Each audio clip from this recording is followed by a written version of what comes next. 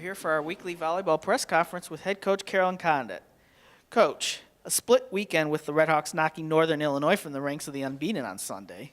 So that means only 4 matches into the MAC season, there isn't a single unbeaten team. What does that say for the conference race going forward?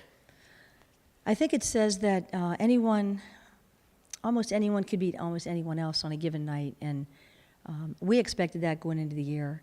I think several teams are rebuilding, but many teams have a good number back, and I just think it's a very, in many ways, a very even conference this year, with the opportunity of 1 or 2 to still separate themselves out, and I guess we'll see if that happens.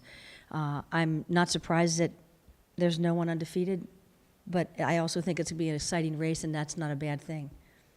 All right. So a pair of home contests this week. First up is a match with Ohio on Friday. So Miami has had a lot of success against their rivals the past few seasons, but the Bobcats entered this year as the preseason pick to win the MAC. So what can we expect from Ohio? You know, I believe that Ohio and Miami are always going to have great matches, and it's always a good rivalry. And with Ohio, you know, picked so high, and Dean doing such an awesome job at OU, I think it's going to be a real battle as they come to town. You know, they have Tia Jemison, who's their freshman of the year, now a sophomore, who has, you know, a year of experience, and she's certainly a great athlete. And if I can pronounce her name right, Jamie Kasorik.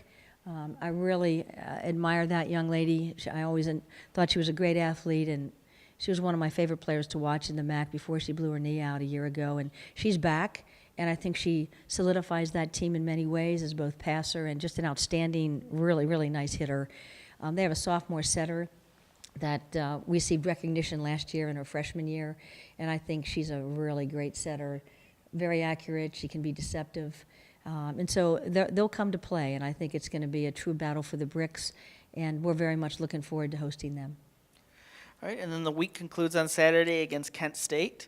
The Golden Flashes are improved from a year ago and have already surpassed last season's win total. So what can we expect from Kent State? You know, Kent is a team that's somewhat in a rebuilding mode. I really like his roster, and Don and his staff do a great job with that program. I noticed just in, you know, looking at the roster, they have good experience in several positions on the floor. So they're not going to be extremely young. But at the same time, I know they're trying to find, you know, who fits what position as we are. So I look at Kent State as a team that can literally upset anyone or simply defeat them on any given night. And I just want to make sure, and I'm sure my athletes do, that Kent does not surprise us here on Friday. So I look for a really, really good weekend both nights. We have to be on our game. All right. So this weekend, it's also Alumni Weekend, and you have a special 2-part theme as you honor the anniversary of some sustained successful periods for the program. So let's first start with the 2007 and 2008 Redhawks. 10 years after they earned a MAC tournament championship and 2 NCAA tournament bids, what are some of your memories from those teams? You know, probably a couple good memories are just the type of student athletes they were and how much pride they took in what they did.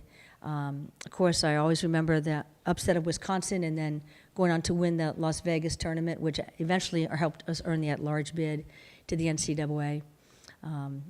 I remember breaking Ohio's win streak on their home floor. I'll never forget Atterbury's set to Griffin's slide kill to really start solidifying that win that night in Athens. Just a great group, had a couple transfers in, like Melissa Zenz, Alex Radcliffe, who just did a superb job and fit in perfectly as they helped us get to those points of success. So those are some of them, and I'm sure we'll celebrate many more together for both eras, the 90s and, of course, the 2007, 2008 group.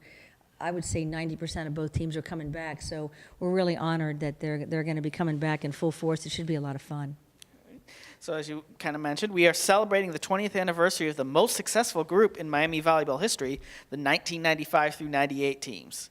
4 MAC championships, 4 NCAA tournament appearances, and in 1998, the program's first NCAA tournament victory. What can you say about those teams from that era?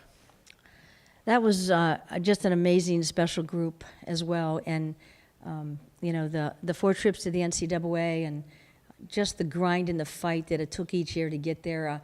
Ball State was a huge rival with us back then, and I think that's starting to pick up again. But I just remember some great matches with Ball State, with Western, and with others, and it was never easy. And that's kind of the significance of the MAC. You know, you have to be on your game every day. You know, some of those NCAA trips to Utah, Maryland, it just didn't matter. It was all very exciting. Illinois State one year, we were ready. I just remember some of the outstanding athletes, players of the year, with Alicia Thompson, Lori Reinert, you know, Jessica Stout and Carrie Hardy were outstanding setters. And Carrie, after really struggling with her ACL tear and getting herself back, in her senior year, she brought us to our first NCAA win and in Hawaii, which was an outstanding trip.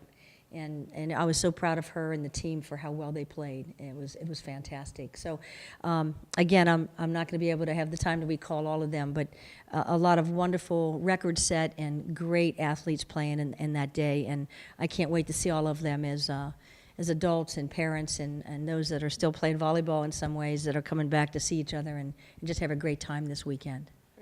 And they will be honored after Saturday's game, correct? Correct. Saturday, 5 o'clock Kent State match. Afterwards, right on the main floor, we're going to get all 4 teams right there and do it and present them each with what I think is a very nice, significant plaque.